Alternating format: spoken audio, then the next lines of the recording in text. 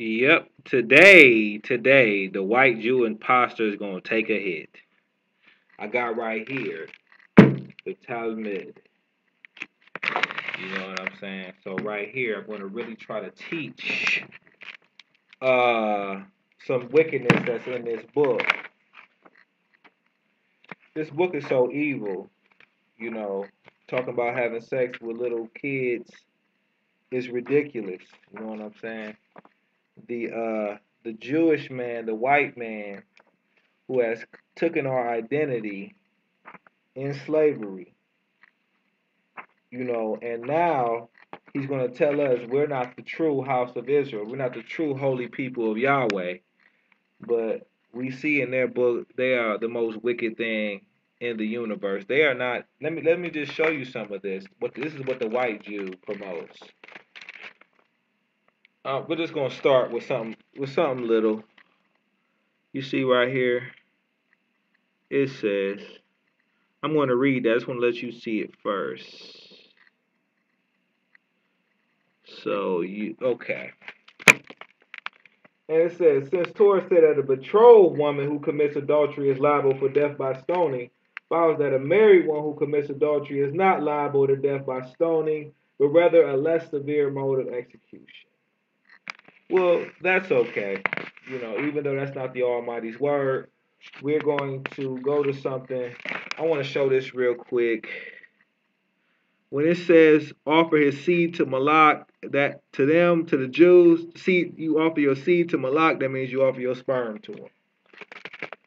Your semen, but not your actual baby. Um, those are little things. We'll get to some heavy bangers. Only thing you have to do is turn the pages to this evil book. Right here, I want to let you guys see this before I read this. Right here.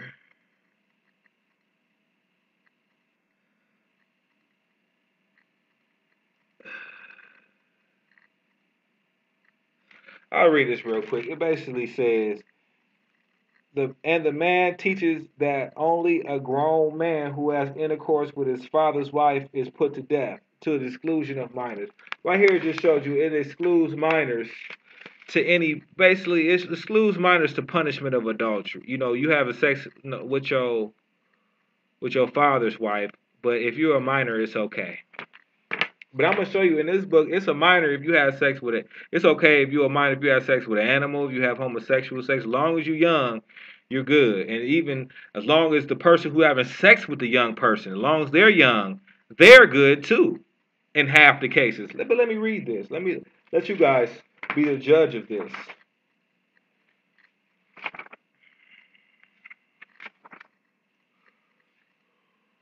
Right here. Let's read. Check out this part. Let it be a little bit closer. Okay, you can read that. You can stop it. It says, where rabbis taught in a Berita, the verse states, Leviticus 20 and 15, if a man lies with a beast, he shall surely be put to death, and you shall kill the beast. The words, if a man, teach that only a grown man who coupled with an animal is put to death, to the exclusion of a minor. So right here is letting you know, a minor can have sex with an animal.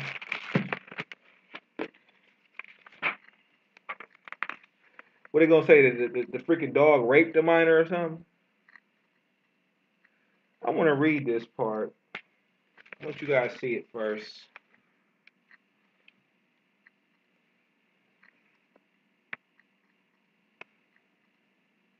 I'll read it though.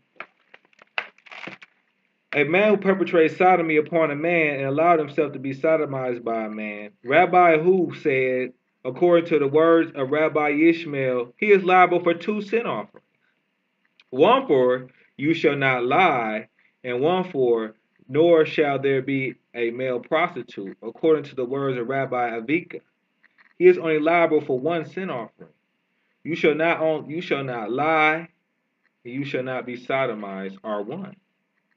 A man who coupled with an animal and allowed himself to be coupled with an animal, Rabbi Hu said, according to the word of Rabbi Ishmael, he is only liable for 2 sin offerings. One for neither shall you lie, and one for nor shall there be a male prostitute. According to the words of Rabbi Ethna, he is only liable for 1 sin offering. You are lying, and you're being kin with are one. So right here is letting you know that instead of the Almighty's judgments where it says put this man to death, they're just saying you got to bring some sin offerings.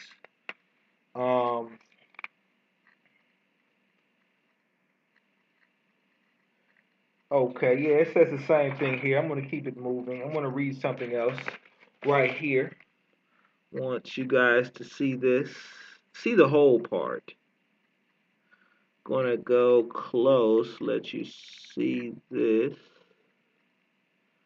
But I want you to see the whole part right here. You see right here? Let me read that. The intercourse with a child less than 9 years old. If an adult engaged in intercourse with a child under the age of 9, they're both exempt, but the adult should be given rabbinically ordained lashes.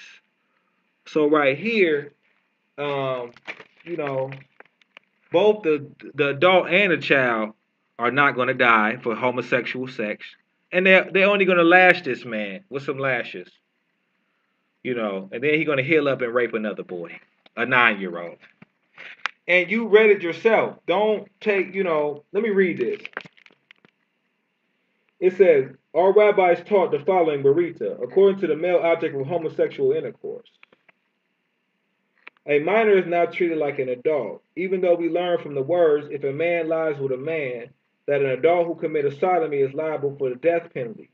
Whether he did so with an adult or a minor, this only means that the object of the act of sodomy need not be an adult, but he must still have passed some minimum age. But as explained below, regarding the animal who is the object of bestiality, a young animal is treated like a full-grown one, so that a person who perpetrated the act of bestiality is always liable for death penalty. Gamora asks, what did Barima mean when it said regarding a male partner in homosexual intercourse? A minor is not treated like an adult. The Emperor disagrees with the matter. Rev said this means that homosexual intercourse with a child less than 9 years old is not treated like homosexual intercourse with a child over 9 years old. So that a man who engaged in homosexual intercourse with a child under 9 years old is not liable for punishment. Shemuel disagrees.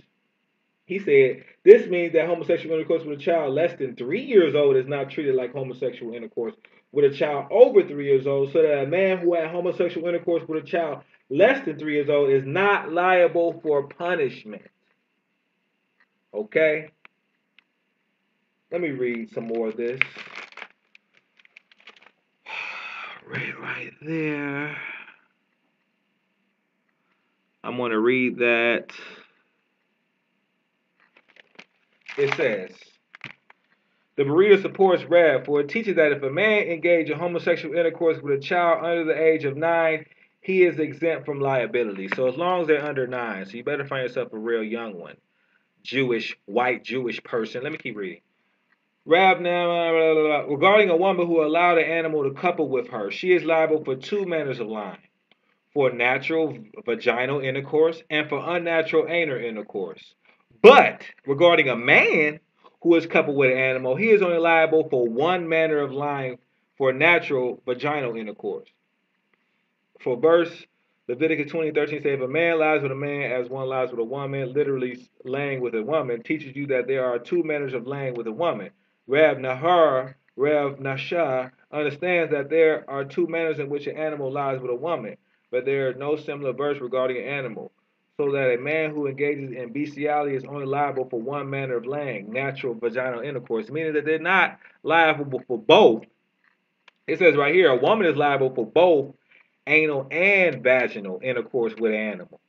But a man is only liable when he goes into an animal through his vagina. If it goes through his butt, an animal's butt, if a Jew has sex with an animal's behind, it is okay because he's only liable for vaginal intercourse. It's right here. Read it. Read it and read. Read it and read. But I'm gonna get off this one because it's almost 10. I'm gonna get off this.